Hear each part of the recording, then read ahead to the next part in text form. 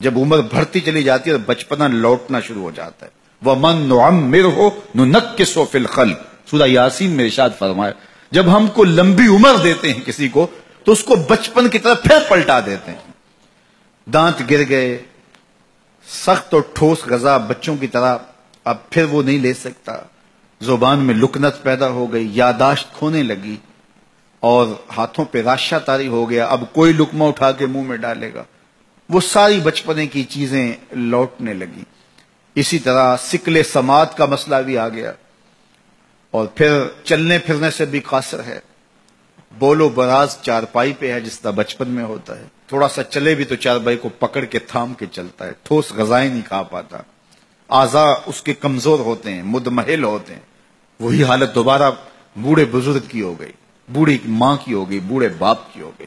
اب ان کو بھی نرم لقمے شوربے میں بھگو کے منہ میں ڈالنے پڑتے ہیں، منہ میں دانت نہیں ہے کہ چبا سکیں.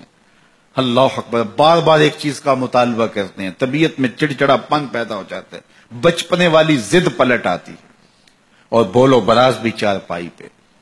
اب بوڑھے ماں باپ کے خدمت گزار بچے ان کو اٹھاتے ہیں اور ان کو دھوتے ہیں اور پھر وہاں چارپائی پہ ڈالتے ہیں.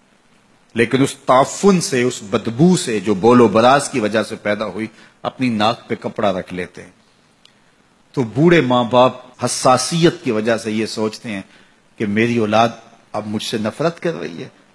تو اف کے زمرے میں علماء نے لکھا ہے کہ بدبو سہ لو، ناک پہ کپڑا نہ رکھو، کیونکہ ان کو اس کی بھی تکلیف نہ ہو. جب چھوٹے بچے کو ماں دھوتی ہے تو اس وقت کپڑا ناک پہ نہیں رکھتی، بدبو آ رہی ہوتی ہے، لیکن یہ ماں کا پیار ہوتا ہے. تو بوڑھا ہو جائے تو پھر ناک پہ کپڑا رکھے تو بچپنے والی عمر لوٹ آئی ہے، تو ان کے ذہن میں یہ خیال آ سکتا ہے.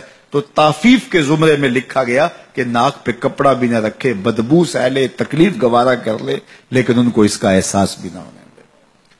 اللہ اکبر. جب بچہ ہوتا ہے تو توتلی باتیں کرتا ہے، تو وہ باتیں ماں باپ کے لیے خوشی کا سبب ہوتی ہیں. سارے بہن بھائی خوش ہوتے ہیں، اس کی توتلی باتوں سے ایک تسکین ہوتی ہے ان کو.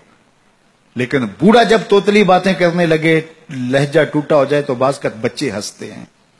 تو جس طرح توتلی باتوں کا لاڈ ماں باپ دیکھتے ہیں، بوڑھے کے توتلے لہجے کے بھی لاڈ دیکھے جائیں. یہ کلمہ تعفیف کے زمرے میں آتا ہے. تو کہا ان کے سامنے اف بھی نہ کہو اور ان کی تعظیم کرو، اپنے بازو سکیڑ دو. جو کہا گیا نا کہ اپنے بازو ان کے سامنے سکیڑ دو. یہ پرندہ جب اڑتا ہے فضا میں، اڑان بھرتا ہے تو وہ بازو پھیلاتا ہے اور پھر ان کو جنبش کر کے آگے بڑھتا ہے. لیکن جب اس نے دوبارہ زمین پہ آنا ہے تو بازوؤں کو سکیڑنا شروع کر دیتا ہے. تو جب بازو سکیڑتا ہے تو وہ زمین پہ آ جاتا ہے. تو کہا والدین کے پاس جب آؤ تو بازو سکیڑ لو. مطلب کیا؟ تم مفتی شہر ہو، تم علامت الدہر ہو، تم ڈی سی ہو، تم ایس ایس پی ہو، تم منسٹر ہو، تم بہت کامیاب بڑے بزنس مین ہو، تم ڈاکٹر ہو، تم انجینئر ہو. زمانہ تمہاری باتیں سننے کے لیے ترستا ہے. دنیا کی دانشگاہوں میں تمہاری گفتگو موتیوں کی طرح لوگ جھولیوں میں ڈالتے ہیں. تمہیں پروٹوکول دیا جاتا ہے، عزت ہوتی ہے، تکریم ہوتی ہے، تمہارے نام کے نعرے لگتے ہیں، پھول پھینکے جاتے ہیں، تمہارے لیے ریڈ قالین بچھائے جاتے ہیں. دنیا تمہیں تکریم دیتی ہے، لیکن اڑو، عزت پاؤ.